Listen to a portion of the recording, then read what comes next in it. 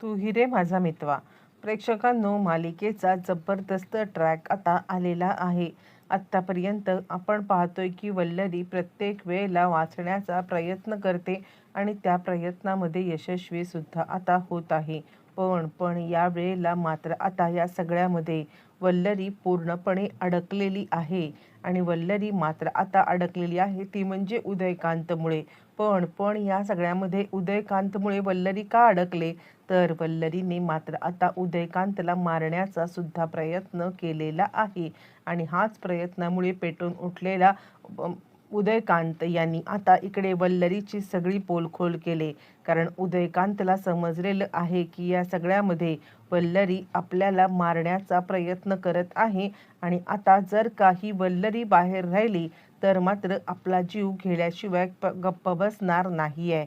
आणि त्याचसाठी मात्र आता इकडे उदयकांतने आपला जीव वाचवण्यासाठी स्वतः पोलिसांना सरेंडर करत वल्लरीने केलेल्या सगळ्या कारस्थानाची सगळी कच्चा चिठ्ठा खोललाय. नक्की काय घडलंय, कसं घडलंय आणि त्याच्यात वल्लरी कशी अडकली गेले सविस्तरपणे पाहूया. आता इकडे ईश्वरीला चकमा देण्यासाठी मामी इकडे तिकडे तिकडे तिकडे उलटी सुलटी मात्र आता आपली रिक्षा वळवत आहे, जेणेकरून मात्र आता इकडे ईश्वरीला आपला पत्ता लागू नये आणि त्यासाठी मात्र आता ती इकडून तिकडून रिक्षा करते. मग ईश्वरी सुद्धा खूप मोठी युक्ती करते आणि या सगळ्यामध्ये मात्र आता ईश्वरी एका बाजूला गाडी थांबवते आणि दुसरीकडे मात्र आता मामींना असं दाखवण्याचा प्रयत्न करते की काहीही झालं तरी सुद्धा या सगळ्यामध्ये मात्र आता आपण म्हणजे मामींचा शोध घेण्याचं मात्र आता थांबवलेलं आहे. पण त्याच वेळेला या सगळ्या गोष्टी आता घडत असताना इकडे आता ती उदयकांतला कंटिन्युअसली कॉल करत असते आणि आता वल्लरीला वाटतं की चला, ईश्वरीने आपला नाद सोडलेला आहे आणि ईश्वरी आता या सगळ्यामध्ये काहीही झालं तरी आपला पाठलाग करणार नाही आहे.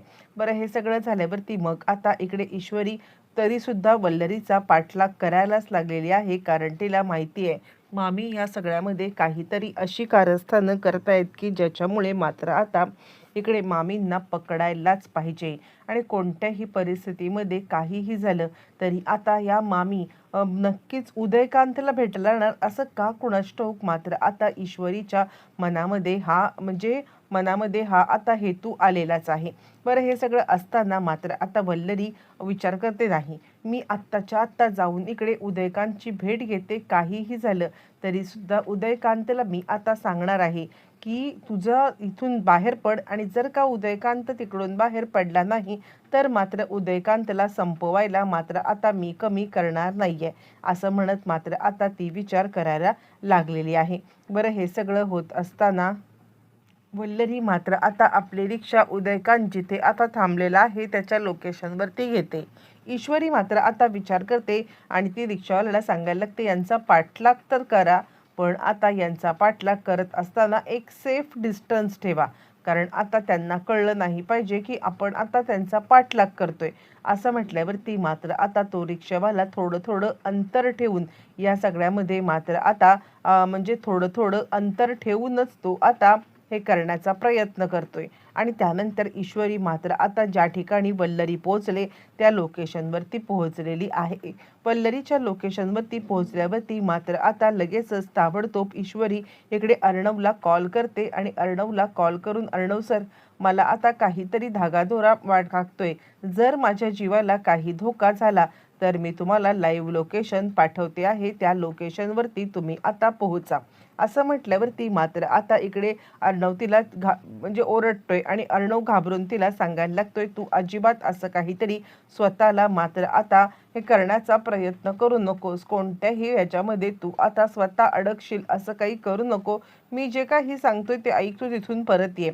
यावरती ईश्वरी सांगते, नाही अर्णव सर, मला आता उदयकांतचा पत्ता सापडलेला आहे. असं म्हटल्यावरती अर्णव म्हणतो, एक काम कर, तू तिथून परत ये, आपण उदयकांतला पकडूया. बरं, हे सगळं झाल्यावरती मात्र आता ईश्वरी गप्प बसत नाहीये.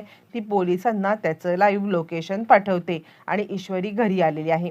बरं, ईश्वरी घरी आल्यावरती मात्र आता अर्णव सांगतोय, जोपर्यंत मी माझ्या बाबांच्या खुन्याला मात्र आता पकडत नाहीये तोपर्यंत मी या सगळ्यामध्ये गप्प बसणार नाहीये. आणि त्याच वेळेला मात्र आता अर्णवने इकडे मोठी योजना केली आणि अर्णव आता पोलिसांना त्या उदयकांतला पकडायला तिकडे निघालेला आहे. बरं, तोपर्यंत आता वल्लरी आणि आता इकडे उदयकांत यांची भेट झाली. खरं तर अर्णवने ईश्वरीला जर का आता परत बोलवलं नसतं तर कदाचित तिथल्या तिथेच ईश्वरीने मात्र आता मामींना या सगळ्यामध्ये पकडलं असतं आणि मामींना पकडून आता या सगळ्यामध्ये तिथेच हे केलं असतं. पण अर्णवला यावेळेला मात्र आता ईश्वरीच्या जीवाची कोणतीही रिस्क घ्यायची नसल्या कारणाने त्यांनी आता वल्लरीला तिकडे बोलवलेलं आहे.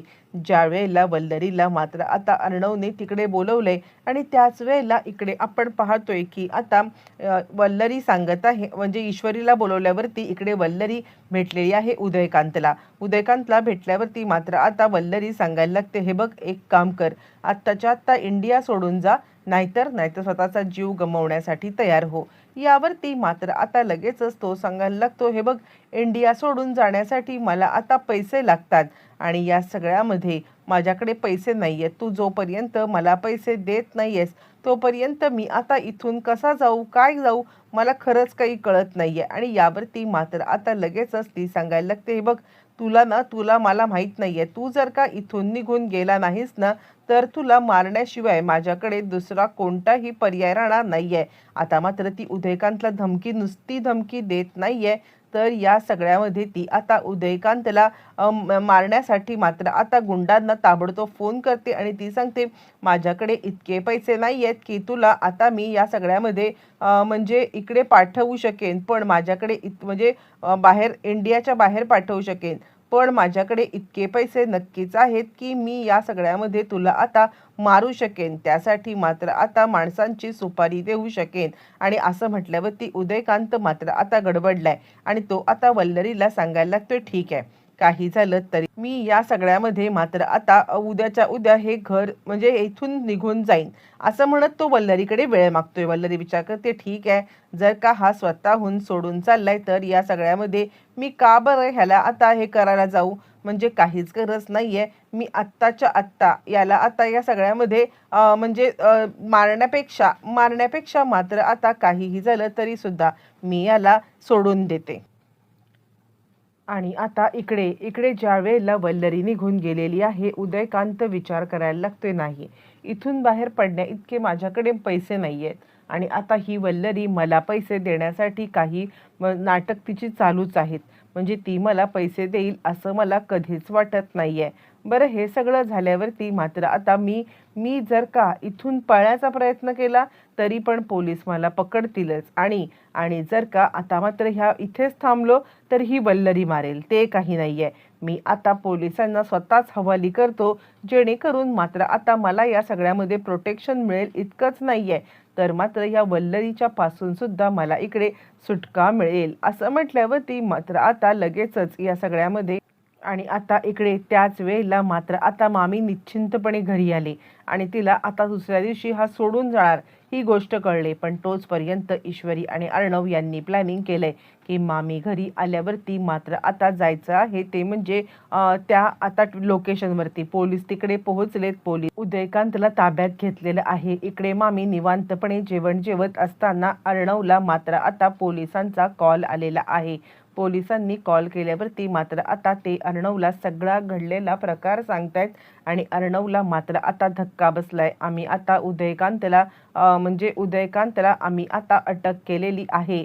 पण या सगळ्यामध्ये जरी आता उदयकांतला अटक केली असली तरी सुद्धा मात्र आता या सगळ्यामध्ये उदयकांतने जे काही सांगितलंय ती गोष्ट मात्र आता महाभयंकर आहे. असं म्हटल्यावरती पोलिसांना अर्णव सांगते, तुम्ही एक काम करा, तुम्ही आता ताबडतोब उदयकांतला घेऊन आता घरी या. उदयकांतला घेऊन पोलीस घरी आलेत. इकडे वल्लरी निवांत आहे आणि त्याच वेळेला मात्र उदयकांतने जे स्टेटमेंट पोलिसांना दिले ते मात्र महाभयंकर आहे. उदयकांतने सांगितलंय, हो, मी रमाकांतला मारले, कारण ऑलरेडी तो CCTV फुटेजमध्ये दिसत आहे आणि आता त्याला पळून जाण्यासाठी काही मार्गच नाही आहे.